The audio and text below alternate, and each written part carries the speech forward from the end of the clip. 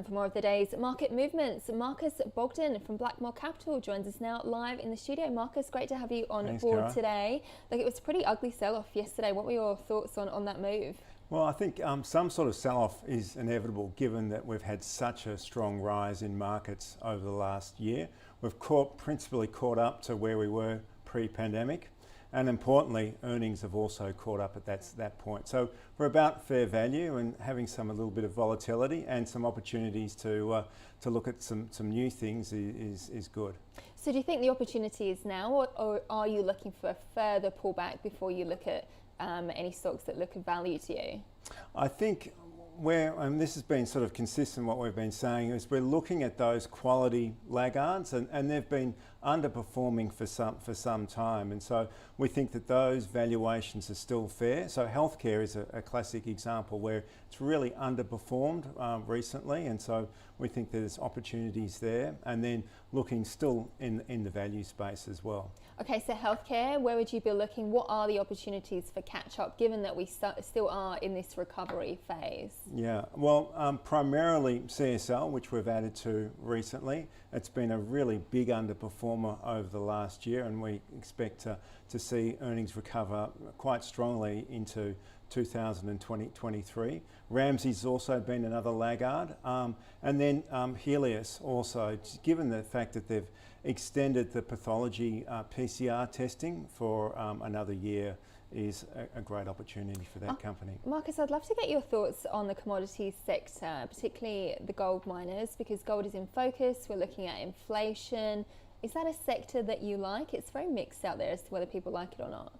Yeah, so we've got Northern Star in the portfolio, and when we sort of hold that as a sort of a contrary position to other stocks that we've had. It's really struggled over the last year or so, but as these winds of inflation have started to pick up, we're now seeing some greater interest around that. So yeah, I think having some sort of gold exposure, particularly here, is a good offset in portfolios.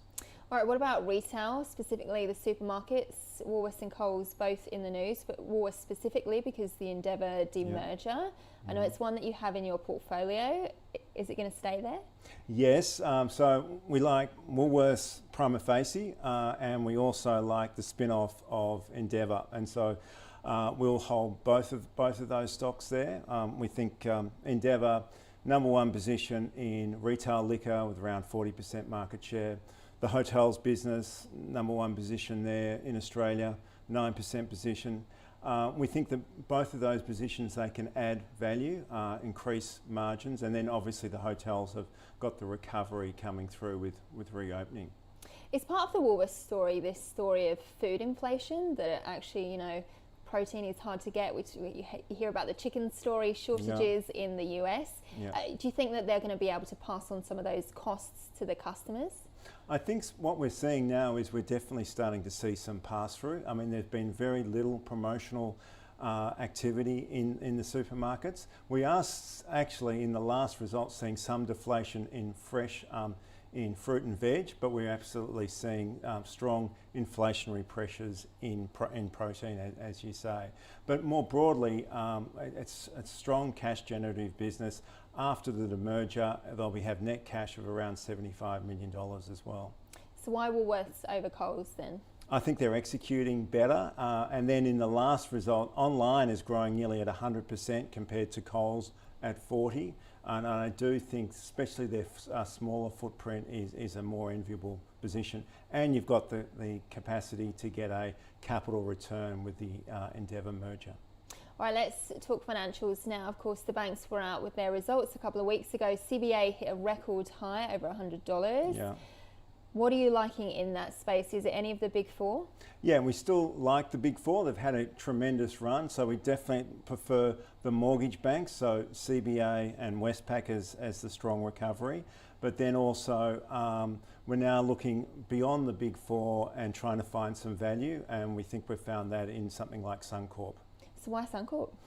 So Suncorp had a better than expected result. They're starting to see some mortgage growth there. The NIM's stabilised.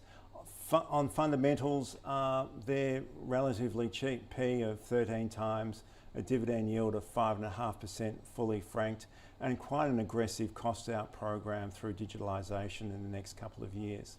And just looking at that chart there up on screen, their recovery from pre-pandemic highs, they haven't quite got there, so there is still some room to move. Is that your belief? Yes, absolutely. And if you looked at CBA's chart, you would see it's well beyond its pre-pandemic levels. And so that's what we're trying to find. We're trying to find good quality franchises which have lagged the market.